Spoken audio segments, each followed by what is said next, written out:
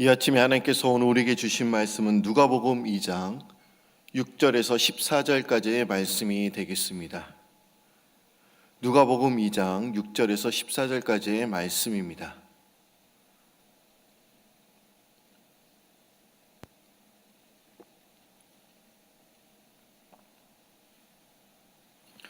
누가복음 2장 6절에서 14절까지의 말씀입니다.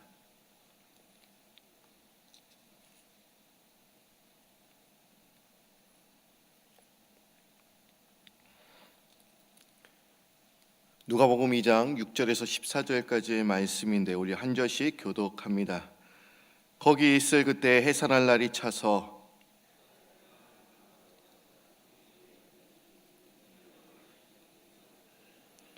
그 지역의 목자들이 밤에 밖에서 자기 양떼를 지키더니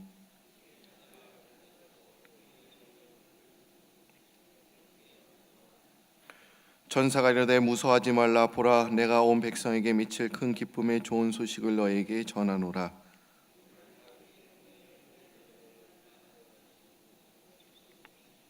너희가 가서 강보에 쌓여 구 위에 누워 있는 아기를 보리니 이것이 너에게 표적이니라 하더니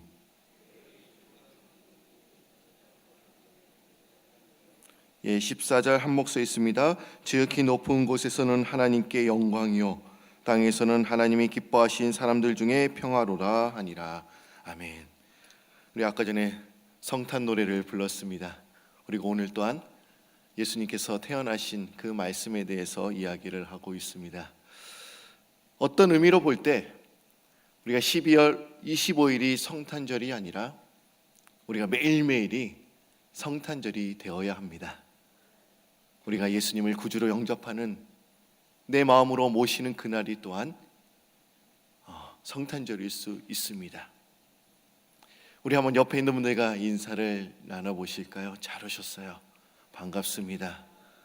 이렇게 나오신 거 얼마나 감사한지 모릅니다. 제가 어저께는 신명기의 말씀을 드렸습니다. 하나님께서 그 모세의 입을 통해서 계속 반복적으로 말씀하시는 것이 있지 않았습니까? 뭐였습니까? 말씀을 온전히 지켜야 된다. 오늘은 이제 성탄의 그런 말씀인데요. 여러분, 미국의 작가 오 헨리라는 작가가 있습니다. 그리고 이 작가가 크리스마스 선물이라는 그런 책을 동화를 내었습니다. 아마 여러분들도 이 동화에 대해서는 잘 아실 것입니다. 어느 가난한 그런 부부가 있었습니다. 크리스마스가 되었는데 서로에게 선물을 해주고 싶은데 돈이 없는 겁니다. 남편도 없고 아내도 돈이 없어요. 아내는 남편이 대대로 물려온 손목시계를 이제 끈이 떨어져서 못 쓰는 것을 알고 있었기 때문에 꼭 남편에서 손목시계 끈을 선물해주고 싶었습니다. 그래서 그녀는 자신에게 가장 소중한 것, 즉 아끼던 긴 머리카락을 이제 몽땅 잘라서 그리고 그 머리카락을 대신해서 이제 어느 정도의 돈을 모으고 그 돈으로 남편의 손목시계의 끈을 또 사게 되었습니다. 또한 남편은 남편대로 그 아내의 예쁜 머리를 잘 잡아준 예쁜 머리 핀을 사주고 싶었습니다. 그래서 그 남편은 그 손목 시계를 팔아서 이제 예쁜 머리핀을 삽니다. 두 사람은 서로를 사랑하는 마음에서 자기가 가장 소중히 여기는 것을 포기합니다. 그리고 남편은 이제 시계는 없이 시계끈만 또한 갖게 되었고 아내에게는 남편이 사다준 예쁜 핀으로 묶을 치렁치렁한 그런 머리카락이 남아있지는 않았습니다. 하지만 이 작품을 읽으면서 느낀 것은 이들은 정말 행복했겠구나 하는 생각을 해보게 되었습니다. 얼마나 남편은 행복했을까요? 시계는 없지만 시계 줄만 받았지만 얼마나 행복했을까요? 또 아내는 이 머리카락은 남아있지 않았지만 이 머리카락 핀만 갖게 되었지만 얼마나 행복했을까요? 자신을 사랑해서 자신이 가장 것을 포기할 줄 아는 아내와 남편을 가졌으니 얼마나 그들은 행복한 사람일까요? 하지만 우리가 더 생각해 본다면 그들이 행복한 진짜 이유는 이것에 있다고 생각합니다. 그건 그들이 서로를 위해서 사랑하기 때문에 포기할 수 있었다고 하는데 있습니다. 사랑하는 사람을 위해서 자신이 가진 것을 포기할 수 있는 사람, 그런 사람이 행복한 사람입니다. 과연 여러분들은 주님을 위해서 무엇을 포기하실 수 있겠습니까?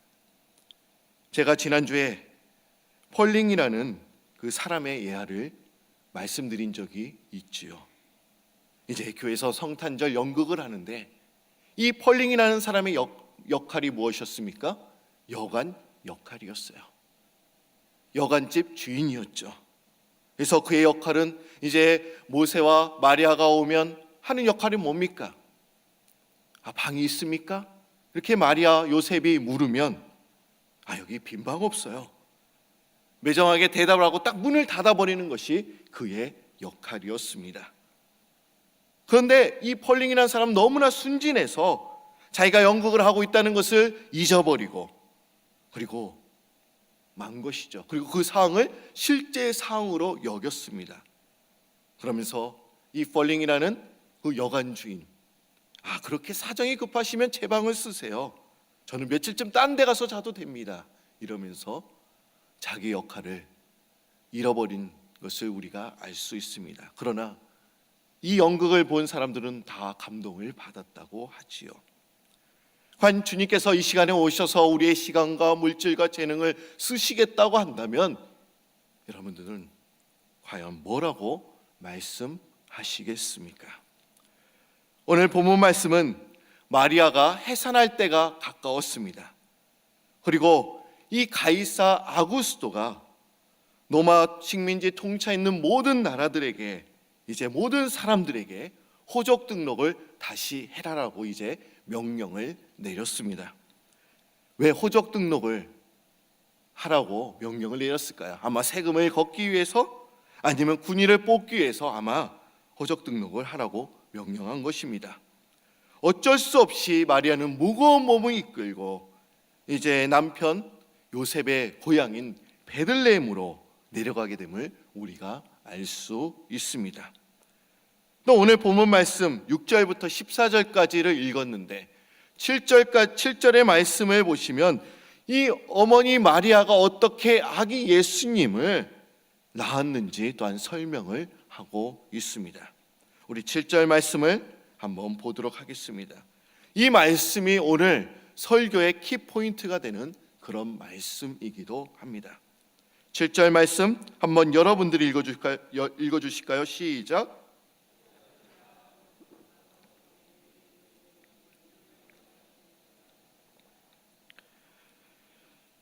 첫 아들을 낳아 강보에 싸서 구유에 뉘었으니 이는 여간에 있을 곳이 없음이니라. 여러분, 이 구유란 말 구유를 의미합니까?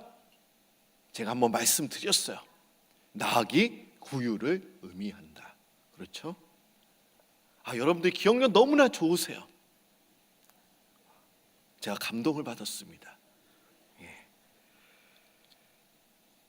여러분, 예수님께서 태어나신 것은 낙이 구유에 태어나셨다. 오늘 성경에서 이렇게 말씀하고 있습니다. 이 낙이 구유는 여물통이라고 우리가 말하기도 합니다. 예수님은 베들레헴의 어느 여관이나 가정집 안방에서 태어나신 것이 아니라 마구간에서 태어나셨습니다. 나귀를 기르는 곳에서 태어난 것입니다. 나귀의 밥통이 또한 예수님이 침대였던 것입니다. 그럼 왜 예수님은 왜 마구간에서 태어나셨을까요? 왜 하필 마구간이었을까? 나귀가 있는 왜 나귀 구유에 태어나셨을까? 하나님은 일부러 그곳에 구유에 태어나게 하셨음을 우리가 알 수 있습니다. 죄인들을 구하러 오신 분이시기에 일부러 누추하고 더럽고 냄새나는 그곳에 태어나게 하신 곳입니다. 흥과 티가 없으신 그 거룩하신 하나님이신 예수님께서 죄와 허물과 불의가 가득 찬 세상, 더러운 정욕과 욕심이 이제 냄새가 나는 세상, 고통과 절망이 있는 그 세상으로 내려오신 것입니다. 이 세상의 짐승들이 사는 그 마곡간, 그 나귀 구유에서처럼 더럽고 추한 곳이라는 것을 아시면서도 이 세상으로 들어오셨습니다. 과연 나귀 구유란 과연 무엇을 상징하는 것일까요? 그것은 바로 우리의 마음이다 라고 적용해야 할 것입니다. 나의 삶이 나귀가 사는 그 구유와 같은 곳이다라는 것을 우리는 알아야 합니다. 사실 나의 삶이야말로, 나의 마음이야말로 더럽고 복잡한 곳이 아닙니까? 나의 마음과 생각이 냄새나고 또한 더럽지는 않습니까? 아니, 우리는 분명히 이렇게 말해야 될 것입니다. 내가 보기에는 별 문제 없고 괜찮아 보일지 몰라도 우리가 하나님 앞에 서면 얼마나 더럽고 냄새나고 누추하다는 것을 우리가 매일매일 깨달아야 합니다. 내 마음이 바로 이 나귀 구유통과 같은 곳이구나, 더러운 곳이구나, 냄새나는 곳이구나, 누추한 곳이구나 하는 것을 매일매일 우리가 인정해야 합니다. 하나님 아들이신 예수님께서 오시기에는 우리가 너무나 더럽다는 것을 또한 인정해야 합니다. 예수님 앞에서 나의 삶을 바라볼 때, 내가 말씀 앞에 나의 삶을 들여다볼 때 얼마나 나의 생활이 더럽고 추하다는 것을 우리가 인정해야 합니다. 내가 저질러 온 실수와 허물 때문에 냄새가 난다는 것을 우리가 깨달아야 합니다. 또한 나의 잘못된 습관들 때문에, 그리고 내가 얼마나 더러운가를 우리가 매일매일 깨달아야 합니다. 우리 한번 옆에 있는 분 냄새를 맡아보실까요? 더러운 냄새? 아니에요. 여러분들 다 깨끗한 냄새가 납니다. 그러나 우리의 속마음 그 자체는 어떻습니까? 얼마나 더러운지 모릅니다. 예레미야 17장 9절에 예레미야 선지자는 이렇게 이야기를 하고 있죠. 만물보다 거짓되고 심히 부패한 것은 마음이라. 누가 능히 이를 알리려마는. 나 요한은 심장을 살피며 폐부를 시험하고 각각 그 행위와 그 행실대로 보응하겠다라고 말씀하고 있습니다. 심히 부패한 것이 마음이다. 우리가 마음을 누가 알 수 있겠습니까? 우리가 속마음을 다 알 수가 없어요. 알고 싶어도 알 수가 없는 것이지요. 또한 예수님께서는 또한 마태복음 15장 19절에 또한 이렇게 말씀하셨습니다. 마음에서 나오는 것은 악한 생각과 살인과 간음과 음란과 도둑질과 거짓 증언과 비방이니 이런 것들이 사람을 더럽게 한다라고 말씀하고 있습니다. 나귀 구유 같은 것이 나의 마음이라는 것을 우리가 매일매일 인정하며 살아야 될 줄로 믿습니다. 여러분, 예수님은 하나님의 아들이셨습니다. 유대인의 왕으로 오시겠다고 또한 예언하셨습니다. 그러나 막상 태어나신 날에는 아무도 방을 내어주지 않아서 나귀 구유에 태어나셨습니다. 오늘날도 사람들이 하나님의 아들, 나를 구원하실 주님께 문을 열려고 하지 않습니다. 주님께서는 그들 마음속에 들어가기를 원하시지만 많은 사람들이 방이 없다고 이야기를 합니다. 예수님을 맞이할 그런 공간이 없다라고 또한 이야기를 합니다. 왜 그렇습니까? 내 안에 쓸데없는 것들이 너무나 가득 차 있어서 예수님이 들어오실 그런 공간, 그 자리가 없는 것입니다. 방마다 나를 위한 것들로 너무나 가득 차 있어서 예수님을 모실 공간이 없음을 우리는 알 수 있습니다. 세상의 욕심, 또 인간적인 염려와 기대들, 그리고 육신적인 것들로 내 마음속에 가득 차 있어서 주님께서 들어오실 그런 공간이 없게 되는 것입니다. 우리가 좀 솔직해지기를 바랍니다. 내가 이런 것들을 버리기 싫은 거 아닙니까? 내 마음은 깨끗해 라고 우리는 말할 수 있겠지만 솔직히 우리가 버리지 싫은 거 아닌가 하는 생각을 해보게 됩니다. 그런 것들을 버리고 비우고 예수님을 모실 생각은 없는 것은 아닌가, 우리가 이렇게 생각해봐야 됩니다. 그럼 또한 예수님은 왜 나귀 구유에 태어나셨습니까? 여러분, 나귀 구유에 예수님께서 잔다고 한번 생각해 보십시오. 편히 잘 수 있으셨을까요? 나귀의 울음소리로 시끄러워서 잘 수가 없으셨을 것입니다. 아마 이 나귀 구유가 아마 우리의 마음을 가리키기도 하지만 또한 세상을 또한 말하기도 할 것입니다. 시끄럽고 지저분한 세상이 그렇습니다. 얼마나 이 세상에 각종 사건들이 일어나는지 조용한 날이 하루도 없습니다. TV만 켜도 그런 시끄러운 일들이 자주 일어나고 있습니다. 또한 우리의 마음도 그렇습니다.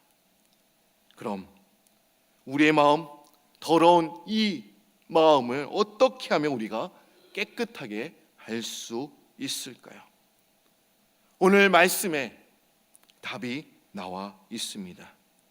예수님께서 가장 비천한 그 나귀 구유에 이제 태어나신 것처럼 우리의 삶에, 우리의 마음에, 이 세상에 예수님이 오시면 깨끗해질 수 있습니다. 2000년 전에 하늘나라에 가신 그 예수님께서 다시 이 땅에 오시겠다고 말씀하고 계십니다.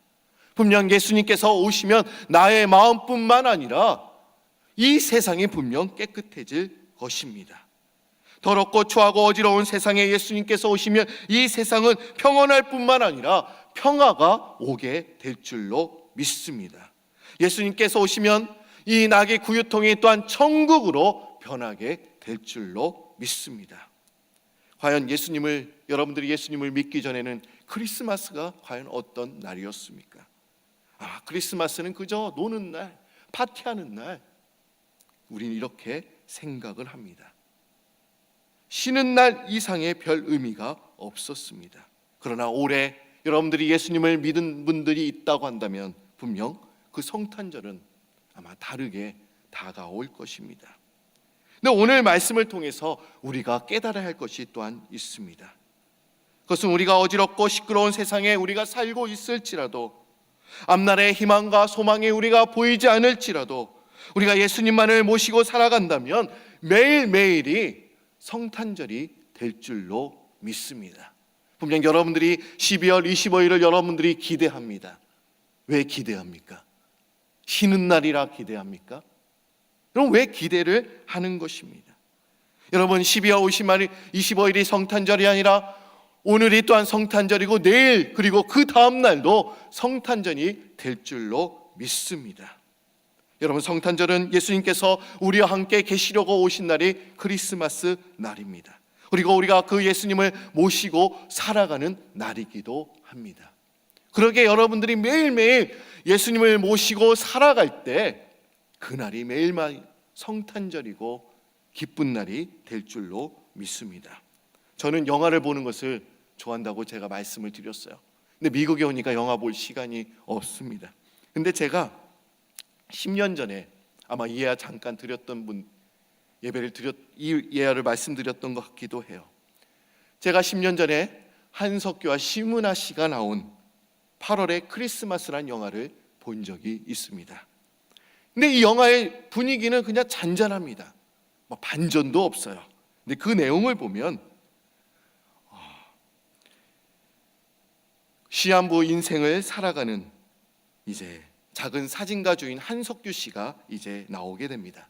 그리고 주차 단속을 하면서 이제 사진 인화를 해야 되니까 사진관에 들르는 그 심은하 씨가 나오게 됩니다. 그리고 이 둘이 잠깐 만남이 이루어지고 서로 사랑하는 이야기, 이야기가 8월의 크리스마스입니다. 근데 두 사람은 서로 이제 알아가고 있는 중에 이제 남자 주인공은 세상을 떠나면서 이제 그 영화의 막이 내리게 됩니다. 이 영화를 볼 때 특별한 반전이 없어요. 특별한 의미, 그냥 사랑 이야기입니다. 근데 저는 이 영화를 본 후에 좀 궁금한 점이 생겼습니다. 왜 이 영화의 제목이 8월의 크리스마스인가? 12월의 크리스마스라고 우리가 딱 느끼잖아요. 그냥 그러나 이 영화는 12월이 아니라 8월이었습니다. 왜 이렇게 8월이라는 크리스마스라는 이름을 붙이게 되었을까?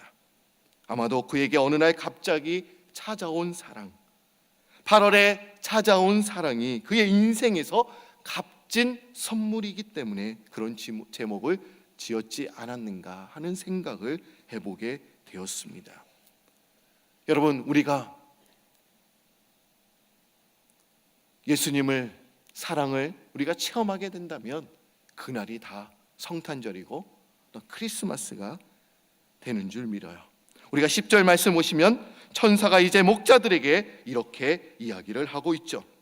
한번 10절 말씀 우리 한 목소리로 읽습니다. 시작. 천사가 이르되 무서워하지 말라. 보라, 내가 온 백성에게 미칠 큰 기쁨의 좋은 소식을 너에게 전하노라. 예수님께서는 나귀 구유에 태어나셨지만 그 사건이 큰 기쁨의 좋은 소식이었습니다. 우리는 우리는 선물을 또한 받았습니다. 또한 예수님의 사랑을 우리가 또한 받았습니다. 이 세상에 그것보다 귀하고 값진 것은 이 세상에 아무것도 없습니다. 그러기에 우리는 매일매일 성탄절, 크리스마스가 되어야 합니다. 내가 예수님을 모시고 살아갈 때 그날이 성탄절이 되어야 합니다.